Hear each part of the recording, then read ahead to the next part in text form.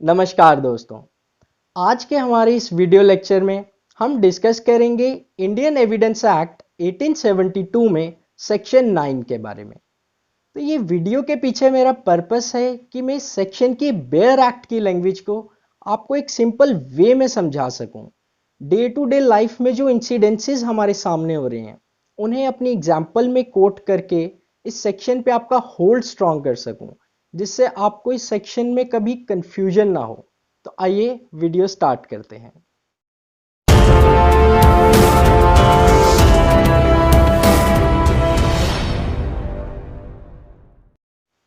तो section 9 of the evidence act ये कहता है कि ऐसे कोई भी फैक्ट जो हमारे फैक्ट इन इश्यू या रेलिवेंट फैक्ट को एक्सप्लेन करेंगे, या ऐसे फैक्ट जो हमारे फैक्ट इन इश्यू में एक नई चीज इंट्रोड्यूस कर रहे हैं, ऐसे फैक्ट रेलिवेंट होंगे।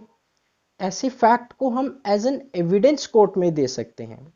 तो अगर मैं नटशेल में बात करूं तो सेक्शन 9 ये कहता है कि हम ऐसे किसी भी फैक्ट को एज एन एविडेंस कोर्ट में दे सकते हैं जो हमारे फैक्ट इन इश्यू या रेलिवेंट फैक्ट को एक्सप्लेन करते होंगे, या ऐसा कोई फैक्ट जो हमारे फैक्ट इन इश्यू में एक नई चीज इंट्रोड्यूस कर रहा है। ऐसे सभी फैक्ट रेलिवेंट होंगे। जब हम इसकी बेयर एक्ट की लैंग्वेज को पढ़ेंगे, हम देखेंगे सेक्शन 9 5 डिफरेंट फैक्ट्स की रेलिवेंसी के साथ डील करता है। तो वन बाय वन इन्हें डिस्कस करते हैं। स्टार्ट करते हैं एक्सप्लेनेटरी और इंट्रोडक्टरी फैक्ट से। तो सेक्शन 9 ये कहता है कि ऐसा कोई भी फैक्ट जो हमारे फैक्ट इन इश्यू या रेलिवेंट फैक्ट को एक्सप्लेन करता होगा, वो फैक्ट रेलिवेंट होगा। अब मैं इलस्ट्रेशन से आपको इसे समझाऊं उससे पहले मैं एक एग्जाम्पल आपको देता हूं, जिससे आपको ये क्लियर हो जाएगा कि एक्सप्लेनेटरी फैक्ट्स कौन से होते हैं। तो आइए देखते हैं। सपोज करिए एक ट्रायल चल रहा है, उसमें ये क्वेश्चन अराइज होता है, क्या गर्ल एक्स के साथ डोमेस्टिक वायलेंस हुआ है? क्या गर्ल एक्स डोमेस्टिक वायलेंस की विक्टिम है? उसमें आप जो उस गर्ल एक्स के नेबर हैं, जिसने ये इंसिडेंट्स होते हुए देखा है, आप कोर्ट को ये कहते हैं कि उस शाम, जिस शाम ये इंसिडेंट्स हो रहा था, जो उस गर्ल एक्स का हस्बैंड था वो यहां से आया, इस समय पे आया, उनके बीच में कुछ बहस हुई, कहा सुनी हुई, लड़ाई झगड़ा हुआ। उसके बाद उसके हस्बैंड ने उसे मारना स्टार्ट कर दिया। तो आपका ये फैक्ट, आपकी ये स्टेटमेंट हमारे इस फैक्ट इन इश्यू को एक्सप्लेन कर रही है, तो ये एक्सप्लेनेटरी फैक्ट बनते हुए रेलिवेंट होगा। अब डिस्कस करूंगा मैं इलस्ट्रेशन डी के बारे में। तो इलस्ट्रेशन डी इस सेक्शन का कहता है कि ए ने बी के अगेंस्ट एक सूट फाइल किया। उसने ये कहा कि बी ने सी को इंड्यूस किया है कि सी ए के साथ अपने सर्विस के कॉन्ट्रैक्ट को ब्रेक कर दे। और फैक्ट ये दिया गया कि सी जब ये कॉन्ट्रैक्ट ब्रेक कर रहा था, उसने ये कहा कि बी ने उसे तुमसे ज्यादा बेटर ऑफर दिया है। तो सी की ये स्टेटमेंट उसके उस कंडक्ट को एक्सप्लेन कर रही है, तो ये एक्सप्लेनेटरी फैक्ट बनते हुए रेलिवेंट होगा। चलिए आगे बढ़ते हैं इंट्रोडक्टरी फैक्ट्स के ऊपर। तो ऐसा कोई भी फैक्ट जो हमारे फैक्ट इन इश्यू में एक नई चीज इंट्रोड्यूस करेगा, ऐसा फैक्ट भी रेलिवेंट होगा। इसे एक एग्जाम्पल के जरिए देखते हैं। सपोज करिए एक हस्बैंड वाइफ है, हस्बैंड का मर्डर हो जाता है और आरोप लगता है उसकी वाइफ के ऊपर कि उसकी वाइफ ने अपने हस्बैंड का मर्डर किया है। अब कोर्ट के पास ऐसा कोई भी एविडेंस नहीं है जिससे वाइफ की ये गिल्टी प्रूव हो सके। कोर्ट को कोई लीड नहीं मिल रही है इस केस में। तो कोर्ट ये कहता है कि बिना किसी वजह के एक वाइफ क्यों अपने हस्बैंड का मर्डर करेगी। इसी दौरान कोर्ट के सामने ये फैक्ट रखा जाता है कि उसकी वाइफ का किसी और के साथ अफेयर चल रहा था। तो अब कोर्ट ये देखेगा कि हो सकता है उसकी वाइफ ने अपने हस्बैंड को रास्ते से हटाने के लिए और उस पर्सन से शादी करने के लिए अपने हस्बैंड का मर्डर किया हो या मर्डर करवाया हो। तो ऐसा फैक्ट जो एक नई चीज इंट्रोड्यूस कर रहा है हमारे फैक्ट इन इश्यू में, रेलिवेंट होगा। चलिए आगे बढ़ते हैं उन फैक्ट की तरफ जो हमारे एक इन्फ्रेंस को सपोर्ट या रिबर्ट करते होंगे। जब भी फैक्ट इन इश्यू या रेलिवेंट फैक्ट कोई इन्फ्रेंस डिराइव करेंगे, तो ऐसा कोई भी फैक्ट जो उस इन्फ्रेंस को सपोर्ट करता होगा या रिबर्ट करेगा, वो रेलिवेंट होगा। अगर फैक्ट इन इश्यू से इसे मैं अगर नटशेल में कहूं, तो अगर कोर्ट ने किसी फैक्ट इन इश्यू या रेलिवेंट फैक्ट से कोई इन्फ्रेंस डिराइव किया है, तो आप ऐसा कोई भी एविडेंस कोर्ट में दे सकते हैं जो इस इन्फ्रेंस को और सपोर्ट करेगा या रिबर्ट करेगा। तो एक एग्जाम्पल के जरिए देखते हैं। ए एक एक्यूज्ड है क्राइम का, और फैक्ट ये दिया जाता है कि जिस वक्त क्राइम हुआ, ए वहां से भाग गया, ए अपने घर से, उस इलाके से अपने घर से फरार हो गया। अब ए का ये कंडक्ट, क्राइम के तुरंत बाद वहां से भाग जाना, रेलिवेंट होगा। उसका ये कंडक्ट हिट हो रहा है सेक्शन 8 से, जैसे मैंने आपको सेक्शन 8 में पहले पढ़ाया था। तो कोर्ट इससे क्या इन्फ्रेंस ड्राइव करेगा कि हो सकता है ये क्राइम ए ने ही कमिट किया हो, तभी ये वहां से भागा। तो अब ऐसा कोई भी फैक्ट जो इस क्राइम को सपोर्ट करेगा या रिबर्ट करेगा, वो रेलिवेंट होगा। तो सपोज करिए आप ये फैक्ट कोर्ट में देते हैं कि आपने ए को वहां से भागते हुए देखा।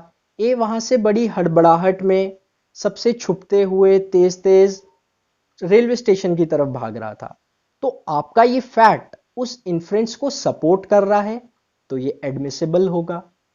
तो सपोज करिए अगर इसी की जगह एक और फैक्ट ये दिया जाता है कि ए को एक बहुत जरूरी बिजनेस मीटिंग अटेंड करनी थी उस प्लेस पे जहां पे वो गया, तो अब ये फैक्ट हमारे उस इन्फ्रेंस को रिबर्ट कर रहा है, तो ये फैक्ट भी रेलिवेंट होगा।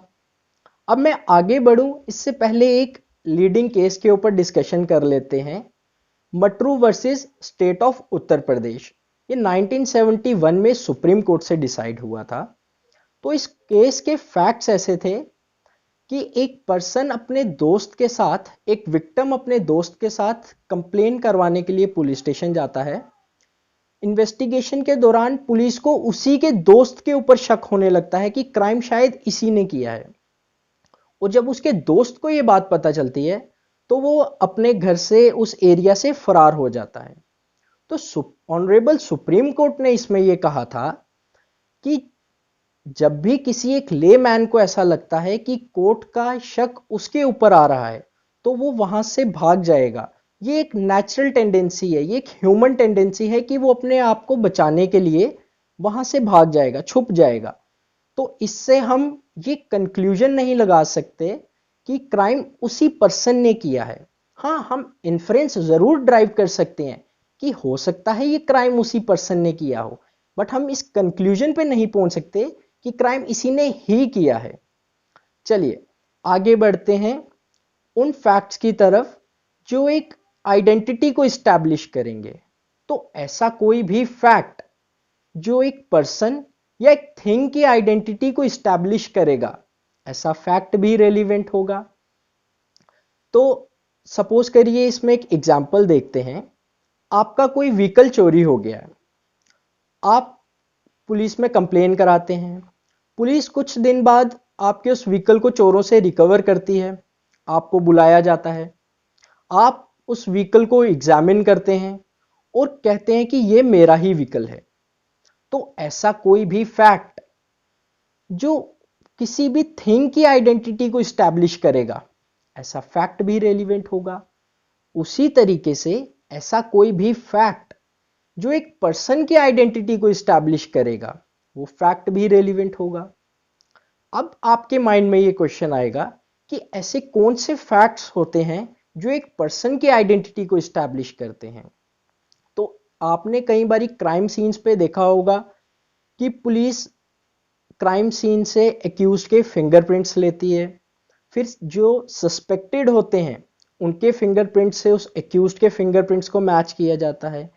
तो या ऐसी कोई भी फैक्ट जो एक पर्सन की आइडेंटिटी को इस्टेब्लिश करेंगे, इसमें डीएनए रिपोर्ट्स आती हैं, ब्लड रिपोर्ट्स आती हैं, हमारी ब्लड ग्रुप रिपोर्ट्स आती हैं, डीएनए रिपोर्ट्स, बॉडी पे कोई नेचुरल मार्क्स, ऐसे कोई भी फैक्ट जो एक पर्सन की आइडेंटिटी को बता रहे हैं वो रेलिवेंट होंगे। अब इसमें एक बहुत इंपॉर्टेंट टॉपिक आता है, टेस्ट आइडेंटिफिकेशन परेड। जी हाँ, टेस्ट आइडेंटिफिकेशन परेड सेक्शन 9 के तहत ही करवाई जाती है। अब आप ये क्वेश्चन पूछेंगे कि टेस्ट आइडेंटिफिकेशन परेड क्या होता है। तो आपने कई बारी देखा होगा विटनेस या विक्टिम जो डिस्क्रिप्शन देते हैं एक्यूज्ड की, पुलिस उनकी उस डिस्क्रिप्शन के ऊपर सस्पेक्टेड को पकड़ के लाती है, फिर एक एक करके वन बाय वन विक्टिम के आगे या विटनेस जैसा भी केस है उनके आगे उस सस्पेक्टेड को पेश किया जाता है कि वो उसकी शिनाख्त करें, वो उसे आइडेंटिफाई करें। तो इसे कहते हैं टेस्ट आइडेंटिफिकेशन परेड। अब यहाँ पे एक क्वेश्चन और अराइज होता है, क्या टेस्ट आइडेंटिफिकेशन परेड खुद में एक सब्सटैंटिव एविडेंस है? तो इसका जवाब है नहीं। ये हमें ज्यादा क्लियर होगा एक केस को डिस्कस करने पे। तो केस है मुल्ला versus state of Uttar Pradesh. ये 2010 में सुप्रीम कोर्ट से डिसाइड हुआ था। ऑनरेबल सुप्रीम कोर्ट ने इस केस में ये कहा था कि टेस्ट आइडेंटिफिकेशन परेड खुद में एक सब्सटैंटिव एविडेंस नहीं है, इसकी क्रॉबोरेटिव वैल्यू है। ये यूज होता है दूसरे फैक्ट्स के साथ क्रॉबोरेट करने में, इसकी खुद की सब्सटैंटिव एविडेंशियल वैल्यू नहीं है, इसकी क्रॉबोरेटिव वैल्यू है। चलिए आगे बढ़ते हैं उन फैक्ट्स की तरफ जो एक क्राइम के टाइम एंड प्लेस को फिक्स करेंगे। अगर मैं नटशेल में कहूं तो जब भी कोई एक क्राइम होता है तो ऐसा कोई भी फैक्ट जो हमें यह बताएगा कि ये क्राइम किस टाइम पे किस प्लेस पे हुआ है, तो ऐसा फैक्ट भी रेलिवेंट होगा। इसमें ज्यादातर हमारी पोस्टमार्टम रिपोर्ट्स आती हैं। एक एग्जाम्पल भी देख लेते हैं इसमें। सपोज करिए एक फील्ड के पास एक डेड बॉडी मिलती है। इनिशियल स्टेज की स्टडी से और सर्कमस्टांशियल एविडेंसेस से यही लगता है कि हो सकता है मर्डर इसी फील्ड में हुआ हो जहां से डेड बॉडी मिली है। लेकिन फर्दर इन्वेस्टिगेशन में ये रिवील होता है कि मर्डर इस फील्ड में नहीं, फील्ड के पास एक फैक्ट्री के अंदर किया गया है। तो अब ऐसा फैक्ट जो हमारे इस क्राइम के प्लेस को फिक्स कर रहा है, ऐसा फैक्ट भी रेलिवेंट होगा। इसी के साथ ऐसा कोई भी फैक्ट जो पार्टीज की इसी के साथ ऐसा कोई भी फैक्ट जो पार्टीज के रिलेशन को बताएगा जिनके बीच में फैक्ट इन इश्यू ट्रांजैक्ट हुआ है, ऐसा फैक्ट भी रेलिवेंट होगा। इसी के साथ हमारा ये सेक्शन यहाँ पे कंप्लीट होता है। आई होप आप सबको समझ आया होगा। धन्यवाद।